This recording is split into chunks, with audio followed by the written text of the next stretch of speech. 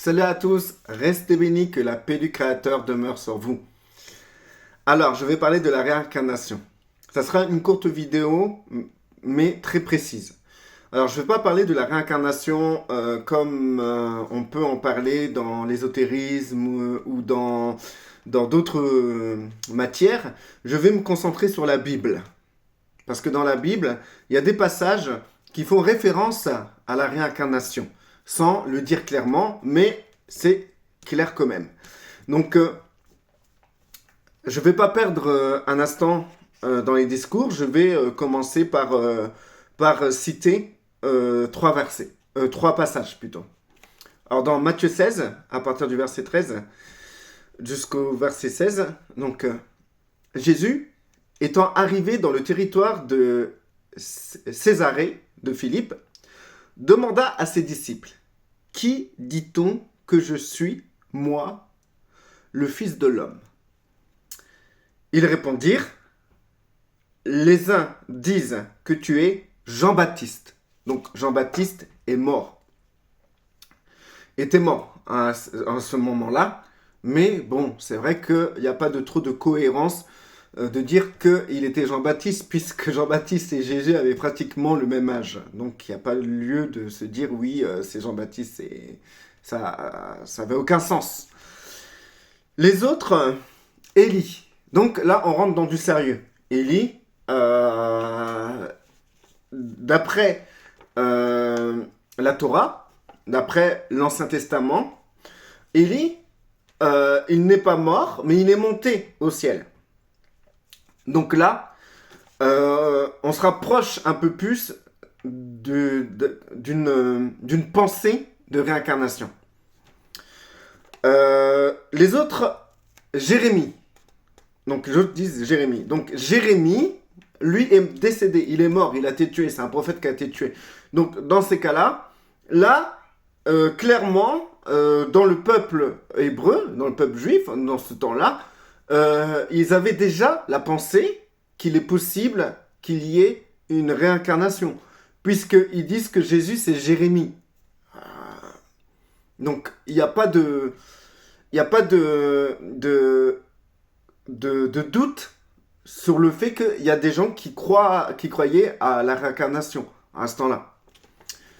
On parle bien de gens qu'on dit que c'est le peuple de Dieu et qu'ils ont la Torah et qu'ils ont le message de Dieu, etc. Ou l'un des prophètes. Et encore une fois, on rentre dans la réincarnation, puisqu'on parle de l'un des prophètes qui est décédé. Donc, dans ces cas-là, si l'un des prophètes est revenu dans l'identité de Jésus-Christ, dans ces cas-là, on parle de réincarnation. Donc là, ce passage-là montre très clairement qu'il s'agit en son temps-là, c'était logique et normal de parler de réincarnation. C'était pas choquant. D'ailleurs, Jésus-Christ n'était pas choqué. N'était pas choqué que, justement, comment dire, que des gens pensent qu'il a été réincarné. Et il n'a pas répondu... non les gars, la réincarnation c'est les bouddhistes, hein, c'est pas nous, hein, c'est pas chez nous. Hein. Non, il a pas dit ça. Et au contraire, il a trouvé ça normal. Il a pas relevé quoi. Et vous, leur dit-il, qui dites-vous que je suis ? Simon-Pierre répondit, tu es le Christ, le Fils du Dieu vivant. Et là, Christ a dit effectivement, Pierre, etc. La suite, vous pouvez la voir dans Matthieu 16. Donc déjà, ces passages-là démontrent par A plus B que ça n'a pas choqué Yeshua, que ses disciples parlent ainsi, et que des gens qui sont d'éducation judaïque puissent penser qu'il a été réincarné. C'est des choses qui devaient s'enseigner même à ce temps-là, puisque c'était d'une logique de dire oui, ah non, ça c'était l'un des prophètes. Et Jésus-Christ, c'est l'un des prophètes qui est décédé d'ailleurs. Alors, dans Jean 9, le prochain passage, c'est Jean 9. Jésus vit, en passant, un homme aveugle, de naissance. Retenez, de naissance. Ses disciples lui firent cette question. « Rabbi, qui a péché ? Cet homme ou ses parents ? Et péché. Mais c'est afin... Attends, non, excusez-moi. Rabbi, qui a péché, cet homme ou ses parents, pour qu'il soit né aveugle? Jésus répondit...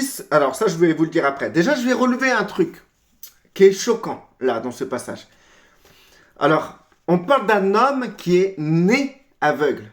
Il est sorti du sein de sa mère aveugle. Retenez ça.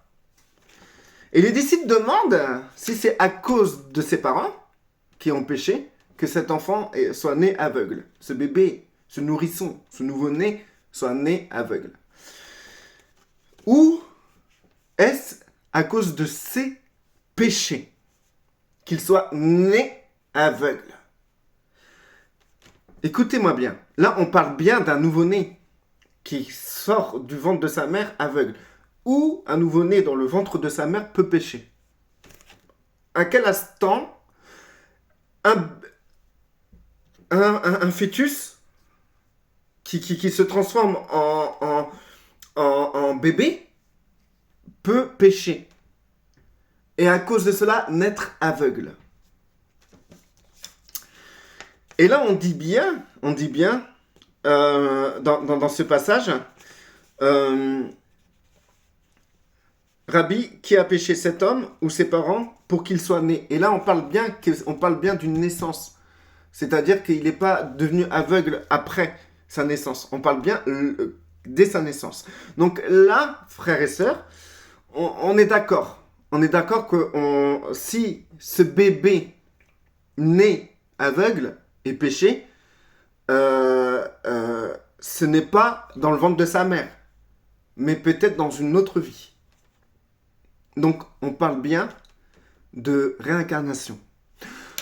Quand on regarde le monde ésotérique, et quand on va dans le bouddhisme, on parle de karma. Eux, ils parlent de karma.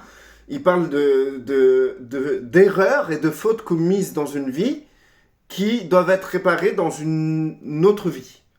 Et là, on parle bien de ça. On parle d'erreurs, de péchés qui ont été commis quelque part.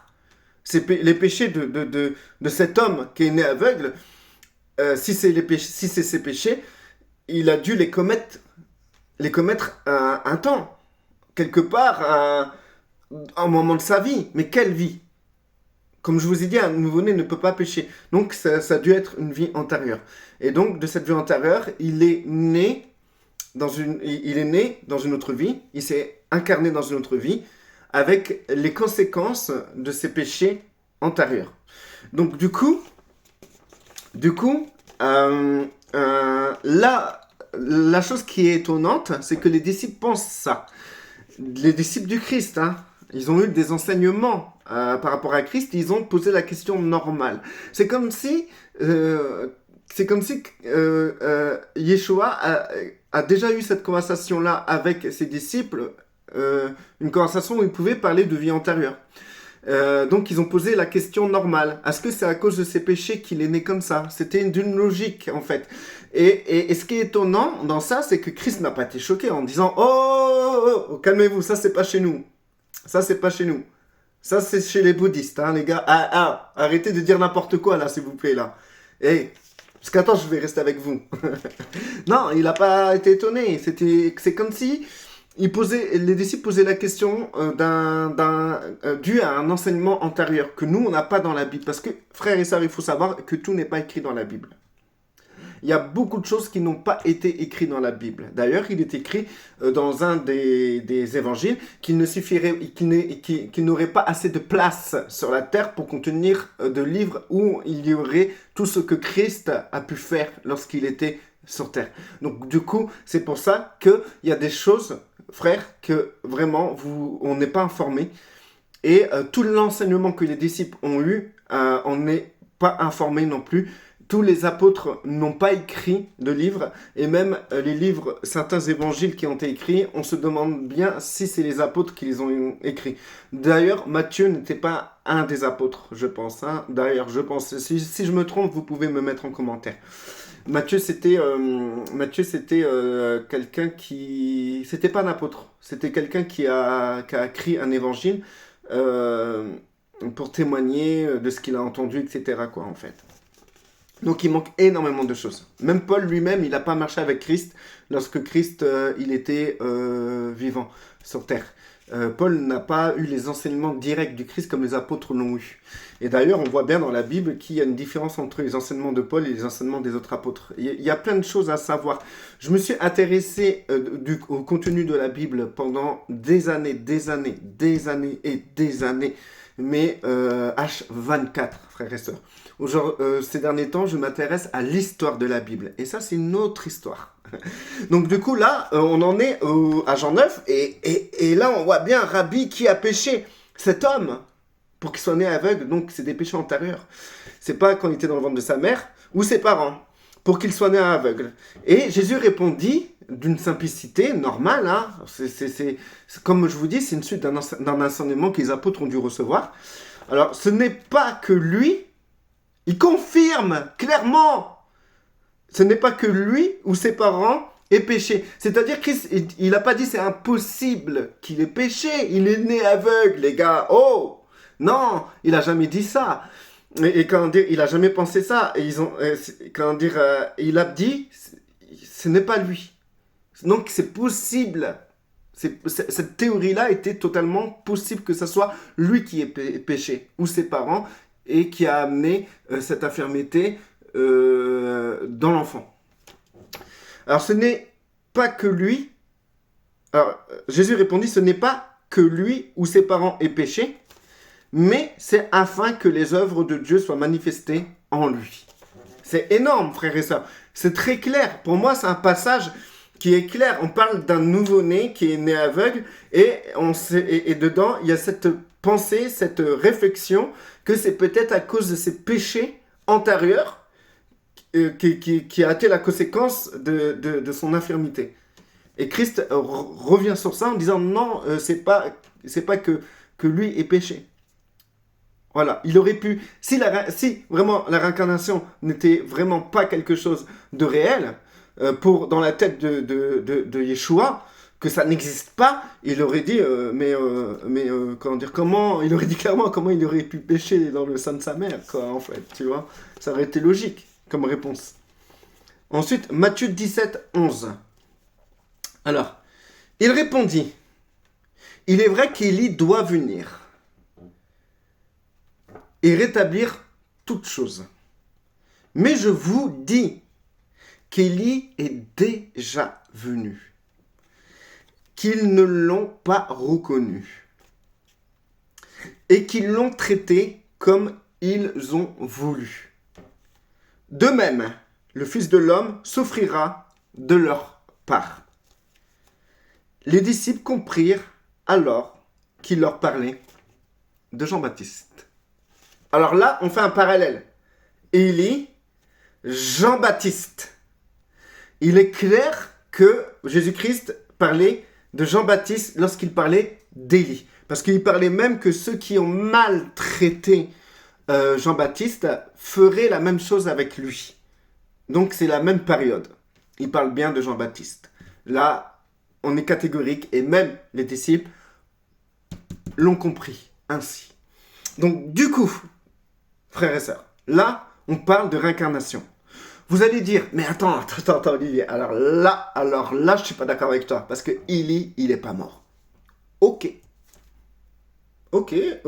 ça marche. Je suis d'accord avec vous, Élie, d'après le Talmud, la Torah, d'après les écrits judaïques, d'après l'Ancien Testament, qui est une partie de la Torah, ok, ça marche, il a été enlevé. Mais là où je vous parle de réincarnation, parce que si Élie devait venir sur terre et ne pas être réincarné, on parlerait d'incarnation. C'est-à-dire que en fait, Élie, on parlerait même pas d'incarnation en fait. C'est Élie, il redescend sur terre en fait. Il redescend sur terre en tant qu'Élie. Voilà, c'est moi Élie. Je suis monté au ciel il y a des années. Aujourd'hui, là, je reviens et c'est moi, Élie. On ne parle pas de naissance. On ne parle pas d'identité, d'autre identité. On ne parle pas de changer de nom. On ne parle pas de changer d'apparence. On parle que c'est Élie revient avec son corps, il revient avec son... Comme Christ, il est mort et ressuscité, il est revenu avec son corps glorifié. Bon, d'ailleurs, je me pose la question, comment ça se fait qu'ils n'ont pas, les disciples n'ont pas reconnu directement Christ. Ça, c'est une autre histoire. Mais, quoi qu'il arrive, quand il a été ressuscité, il a été reconnu par Marie de Magdala, elle a dit Rabbinou, elle a reconnu Christ, etc. Bon, après ça, c'est une autre histoire, ce qui est de la reconnaissance, etc., du Christ lors de sa résurrection et après, lorsqu'il a été glorifié. Mais là c'est une autre histoire. Parce que Jésus-Christ, il est revenu, il n'est pas passé par une nouvelle naissance, par une naissance. Il n'est pas passé par d'autres parents. Mais par contre, Jean-Baptiste, il avait d'autres parents. Il avait d'autres parents. Jean-Baptiste, il a dû naître d'un père et d'une mère. Il n'est pas né par l'opération du Saint-Esprit. Son père, c'était Zacharie. Donc du coup, c'était un sacrificateur. Peut-être le souverain sacrificateur du temple. C'était pas rien. Et quand il est venu sur terre, il a pas eu le nom d'Élie. On l'a appelé Jean-Baptiste. Jean le Baptiste. Et donc, il a eu une autre identité. Il a eu d'autres parents, une autre identité et une autre mission de vie. Alors donc, dans ces cas-là, on parle de réincarnation. Il a dû rentrer dans un processus d'incarnation. Et donc, du coup, ce processus-là, c'est exactement ce qui se passe lorsqu'une personne se réincarne sur Terre. Il a eu le même processus. Et, et Jean-Baptiste, et vous prenez Élie, et vous prenez Jean-Baptiste, dans l'identité de la chair, de l'ego, dans l'identité, dans la personnalité, c'était totalement deux personnes différentes. Il y avait juste l'esprit qui était la même identité. C'est ce qu'on appelle c'est ce qu'on appelle la réincarnation. Une personne qui décède et qui se réincarne sur Terre aura la même identité spirituelle, il aura le même esprit, mais par contre, il aura une autre personnalité. Il aura d'autres parents. Il aura un autre corps, etc. Et ben c'est ce qu'il a vécu Élie. Élie s'est réincarné et il est devenu Jean-Baptiste. Et là, on parle clairement d'une réincarnation, frères et sœurs. Même si Élie n'est pas mort. Une fois qu'il a été dans le ciel, s'il est revenu sur terre, il a dû rentrer dans un processus de réincarnation. Alors, sans oublier que ceux qui ont la maîtrise de la Torah, le Talmud et de la Kabbale, croient en la réincarnation. Cela fait partie de la tradition juive.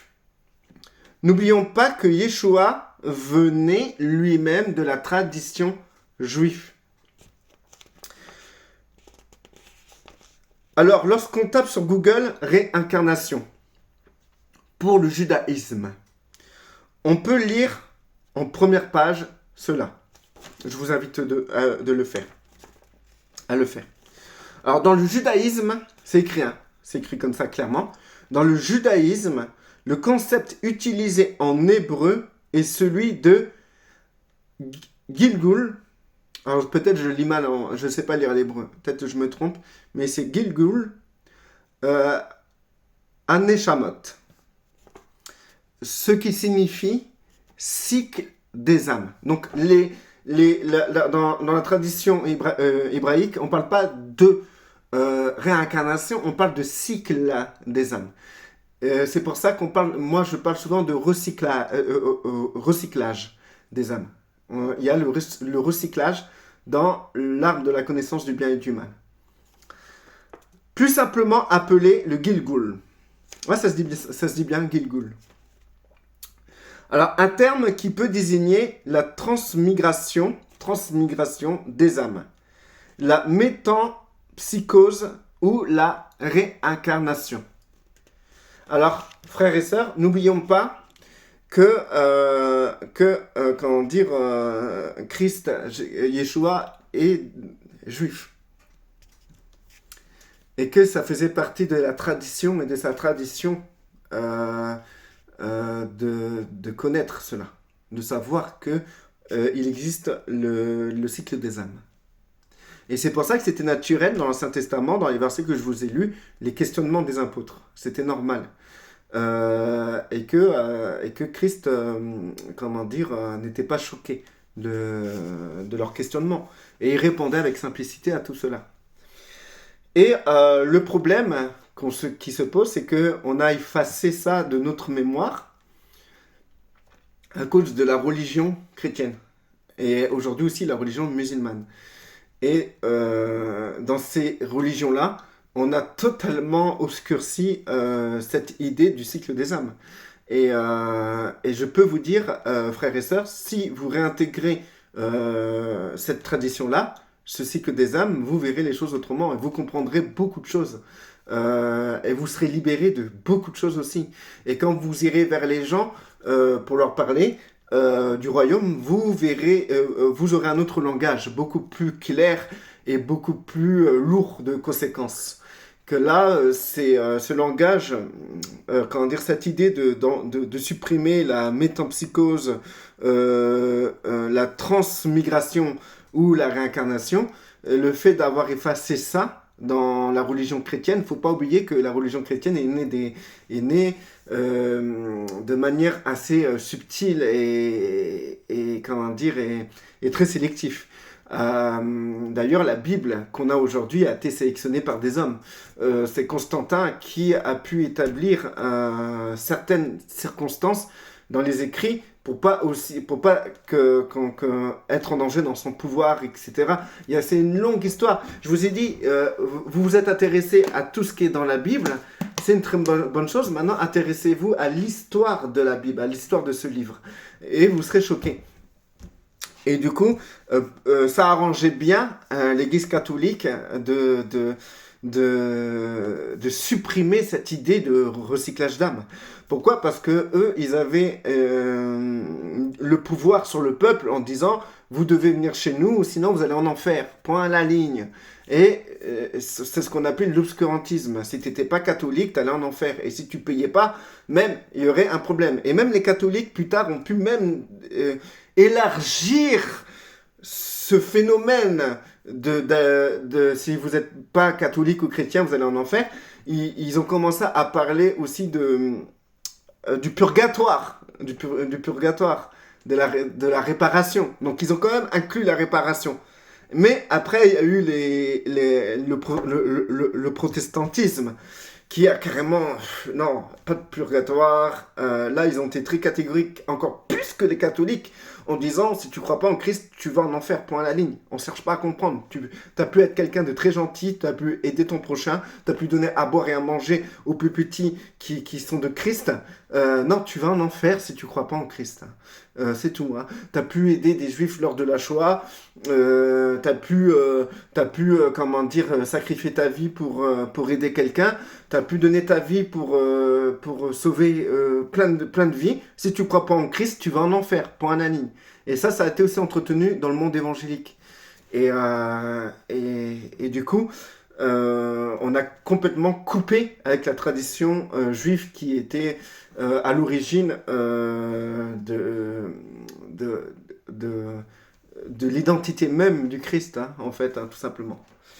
Donc il y a beaucoup de choses qu'il faut savoir et il y a beaucoup de choses qu'il faut briser dans notre façon de voir les choses pour être totalement libre. Aujourd'hui, la religion et ses dogmes nous emprisonnent totalement, hein, mais totalement.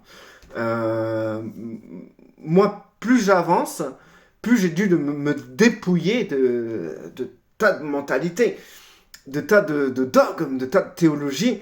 J'ai dû me dépouiller de tout ça pour pouvoir grandir dans ma foi. Et franchement, pour rien au monde, je voudrais revenir en arrière, hein, où c'était, ouais, tu crois en Christ, tu crois en Christ, tu vas au paradis, tu crois pas en Christ, tu vas en enfer. C'est plus subtil que ça, frères et sœurs. Et heureusement, Dieu est juste. Dieu est juste. Et c'est pas fini. Franchement, frères et sœurs, je vous invite à voir mes prochaines vidéos, et même les précédentes. Je peux vous dire que, j'ai encore plein de surprises à vous montrer, et tout en me servant de la Bible, si vous voulez. Moi, je trouve pas ça utile de prendre la Bible et de vous prouver par A plus B ce que je dis. Non, Maintenant, je dis des choses qui ont une certaine vibration. Ceux qui arrivent à s'aligner à cette vibration, tant mieux pour eux. Ceux qui veulent rester ailleurs, qui veulent pas croire, c'est que vous n'êtes pas appelé à comprendre. Et si vous n'êtes pas appelé à comprendre, ben, c'est que le créateur ou votre mission de vie a, comment dire, a des priorités ailleurs, quoi, tout simplement. Pour moi, toute opinion est bonne à entendre et surtout, on a un cerveau et méditer la parole de Dieu. Ce n'est pas que la Bible, parce que déjà, avant, dans la Bible, dans l'Ancien Testament, on parle de méditer la parole de Dieu et il n'y avait pas la Bible, comment dire, comme on l'a aujourd'hui. Et donc, du coup, méditer la parole de Dieu, c'est aussi rechercher Dieu. Rechercher Dieu dans son fond intérieur. Et rechercher Dieu vraiment authentiquement et dans cette recherche, savoir réfléchir, savoir être intelligent. Méditer, c'est ça en fait. C'est savoir être sage et intelligent pour, comment dire, comprendre, avancer. Il y a des choses il y a des choses qu'on doit, des doctrines qu'on a acquises qui doivent être carrément dépouillées dans notre intelligence pour pouvoir avancer. Malheureusement, le problème, c'est ça, c'est qu'on a voulu choisir la facilité en voulant être dans une religion. Et ben voilà, par exemple, quelqu'un qui est dans la religion pentecôtiste, il va avoir des doctrines pentecôtistes dans sa tête. Alors maintenant, prenez cette personne, mettez-la dans la religion baptiste, évangélique baptiste, et ben, il va entendre des choses qui vont être en contradiction avec ce qu'il a appris dans le monde pentecôtiste. Et si vraiment le monde baptiste est plus proche de la vérité, ben, il devra se dépouiller de ce qu'il a appris dans la religion pentecôtiste pour pouvoir avancer dans la religion baptiste. Vice versa, quelqu'un qui est dans la religion baptiste, s'il doit rentrer dans la religion catholique ou méthodiste, et ben pareil, tout ce qu'il a appris en tant que baptiste, s'il veut avancer dans la religion catholique ou méthodiste, il devra se dépouiller intellectuellement des dogmes et des théologies qu'il a apprises dans le monde baptiste pour pouvoir avancer dans ces mondes-là. Et c'est ça le problème de la religion. Et ben, en gros, moi, ce que j'ai fait, bah, je me suis dépouillé de la religion en général. Voilà, je suis reparti de zéro et j'ai recherché Dieu d'une manière indépendante. Il y aurait tant à dire, vraiment tant à dire. Et je vais y aller petit à petit. Maintenant, ce que je dis, ça ne concerne que moi. Moi, je suis pas quelqu'un qui cherche d'avoir des disciples. Je m'en fous complètement. Vraiment complètement. Les gens, ils comprennent ou ils comprennent pas. Je m'en fous complètement. Les gens, si ça permet de libérer ou de les dépouiller de certains trucs qui empêchent d'avancer, alléluia. Si maintenant ils bloquent et ils veulent pas accepter parce que ça correspond pas dans leur vision baptiste, dans leur religion méthodiste, dans leur religion catholique, dans leur religion en général, eh ben je le comprends et c'est pas grave du tout. C'est pas grave du tout. C'est chacun son chemin, chacun son cheminement.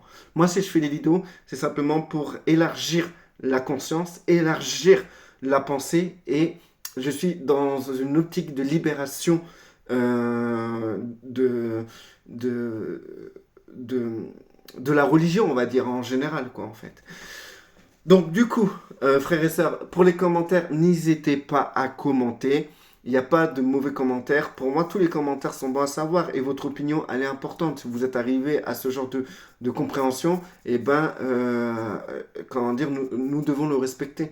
Et n'ayez pas peur de commenter. S'il y a des gens qui viennent vous commenter derrière et vous manquent de respect, je supprimerai les commentaires qui manquent de respect, tout simplement.